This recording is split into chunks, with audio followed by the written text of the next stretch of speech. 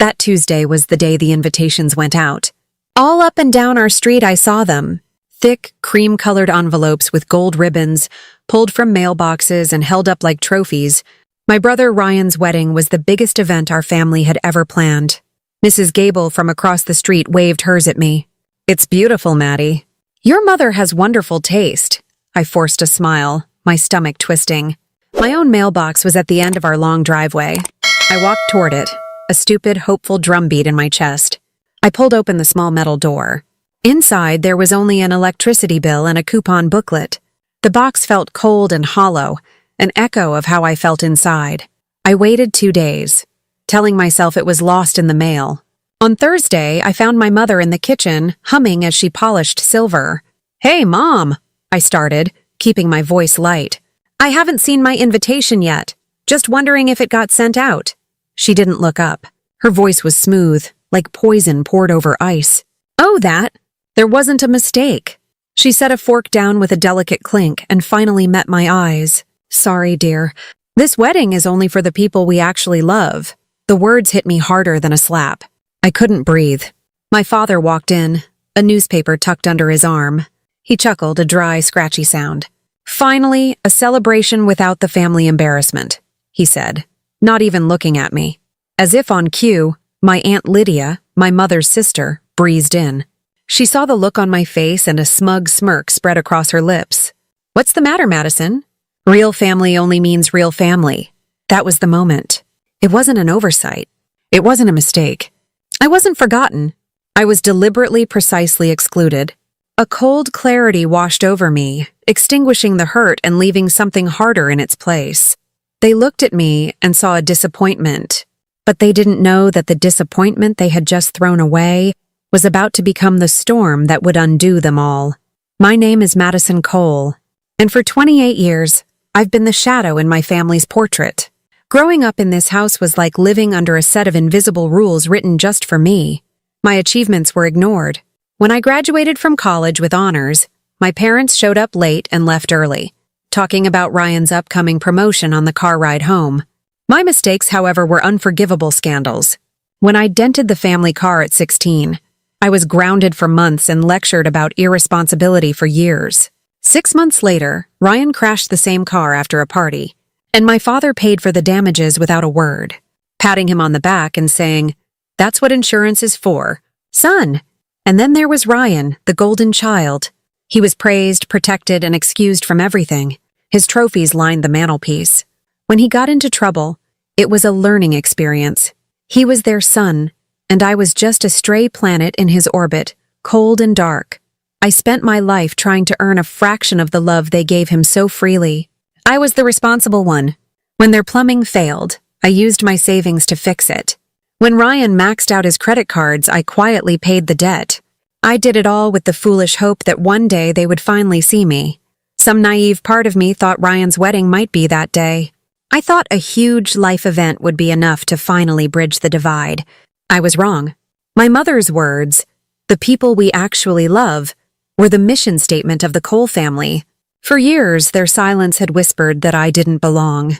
Now their words screamed it. They didn't just forget me. They didn't want me. I spent the rest of the day in my room, letting the hurt wash over me. It was a heavy blanket of pain that pressed down on my chest. They didn't want me. The 4 most important people in my world had consciously left my name off the guest list. As the hours passed, the sadness began to curdle into a cold, hard anger. Why was I letting their cruelty destroy me? Why was I still begging for scraps of affection? I had spent 28 years trying to be good enough for them. I refused to do it anymore. I refused to sit at home on the day of the wedding, imagining them toasting to a future I wasn't a part of.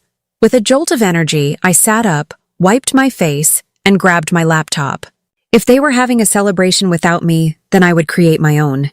My fingers flew across the keyboard. Flights to New Orleans, a city of music, food, and resilience. Without a second thought, I clicked on the first flight I saw. I entered my credit card information, the numbers I had used so many times to bail them out, and this time I used it for myself. The confirmation email popped up. Madison Cole. Confirmed. A strange calm settled over me. I pulled my suitcase from the closet and began to pack. A few dresses, comfortable shoes, a good book. With each item, I felt lighter, leaving behind the weight of their expectations. Finally, I picked up my phone. A text from my mother. "Don't forget to take out the trash tomorrow morning." I wasn't real family, but I was still the help. I held my finger over the power button and watched the screen go black. As I zipped my suitcase shut, I made myself a promise.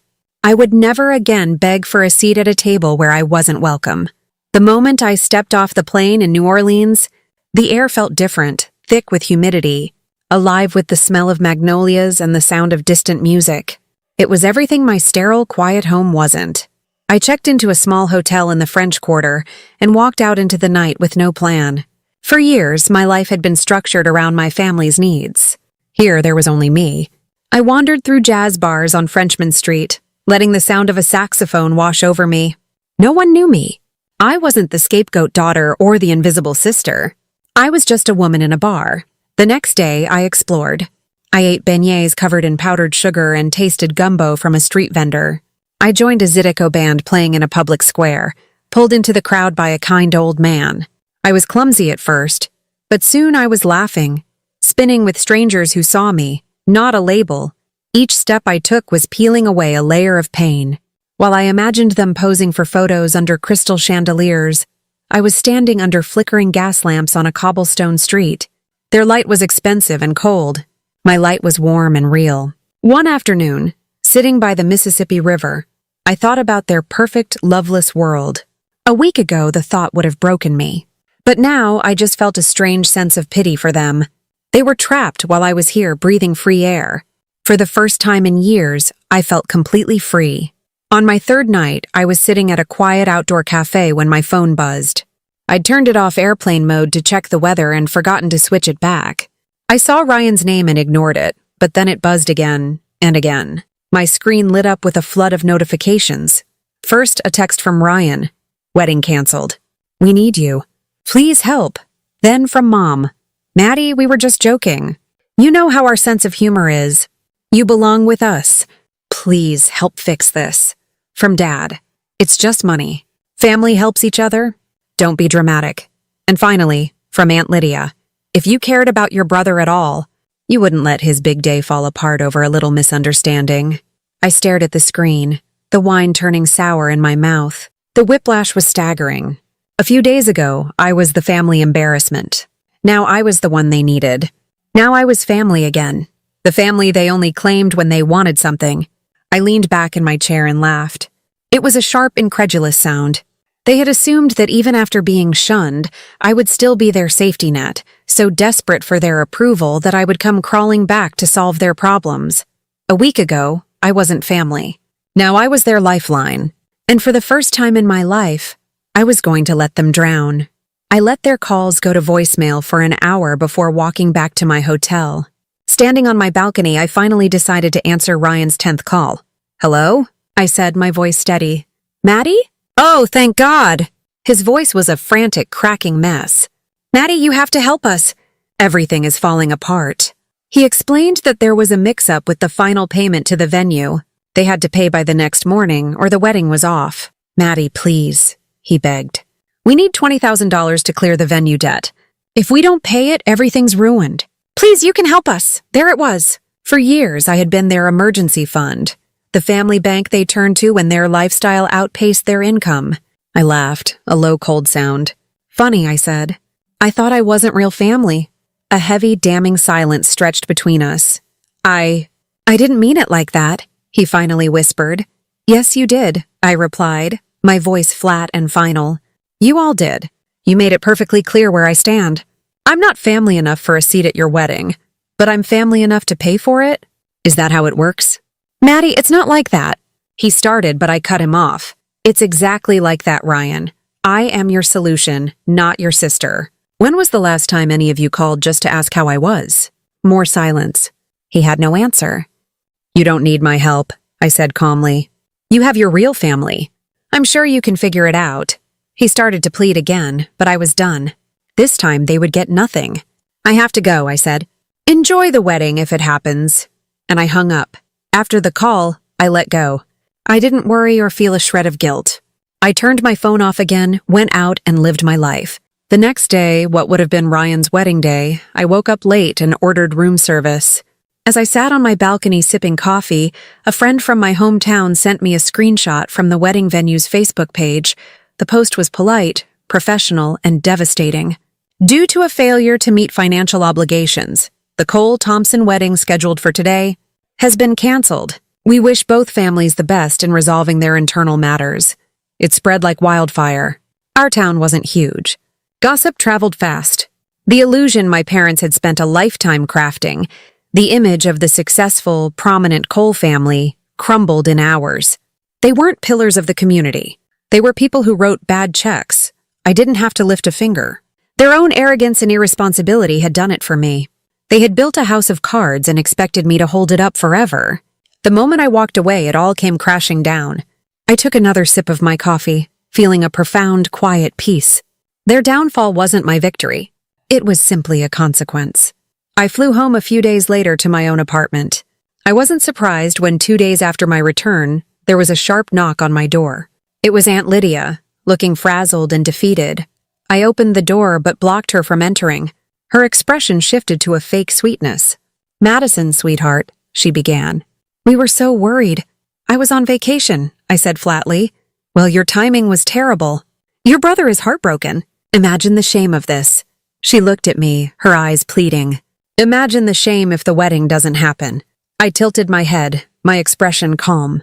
"Imagine the shame," I said softly, "when you realize your words about real family were the reason I wasn't interested in fixing your mess." She blinked, speechless. For the first time, Aunt Lydia had no comeback. She stared at me, then turned and walked away. That night, Ryan called, his pride stripped bare. "Maddie," he said, his voice hollow, "I know we hurt you, but you don't understand. Dad took out a loan against the house to cover some of the deposits. Without your help, we lose everything, so there it was. It was never just about a wedding. It was about their entire life of debt and denial." I listened, and I felt nothing but a vast, empty distance. "Then you'll finally understand how I felt for my entire life," I replied, my voice calm and final. "Invisible." I hung up the phone. In the days that followed, their desperation curdled into rage. The begging stopped, and the blaming began. A text from my mother. "You've embarrassed us enough. I hope you're happy now that you've ruined your brother's life." I read it and deleted it. I hadn't ruined his life. Their choices had. The next day, a message from my father. "Don't bother coming back to the house. You made your choice, he was right." I chose myself. For once, their disapproval didn't sting. It felt like a key turning in a lock, setting me free. They were disowning me not for being cruel, but for being done. I didn't reply to either of them. My silence wasn't revenge. It was self-preservation. Their silence in return was my victory. The absence of their presence in my life was not a void. It was an open space. It was peace. Weeks turned into months. I heard they had to sell the house. Ryan and Sarah had broken up. My family, as I had known it, had ceased to exist. And my life had just begun. One evening, I had a small group of friends over for dinner. These were the people who had checked on me, who celebrated my small victories, who loved me without condition. We sat around my small dining table, sharing stories and food in a room filled with warmth and genuine laughter. My friend Clara raised her wine glass. "A toast," she said, her eyes finding mine. "To chosen family. The ones who show up no matter what." "To chosen family," they echoed. I smiled, a real unburdened smile. In that moment, surrounded by simple, profound love, I felt richer than my parents had ever pretended to be. Later that night, I posted a photo from the dinner. A glowing table, genuine smiles, no masks. I wrote a simple caption. "Real family isn't defined by invitations. It's defined by love." I knew, somewhere in their quiet house filled with regret, they would see it. They would see me happy and thriving. And for the first time in my life, I knew their silence wouldn't hurt me. It freed me. If you've ever been excluded by the people who should have loved you most, share your story below. Sometimes the best revenge isn't revenge at all. It's peace.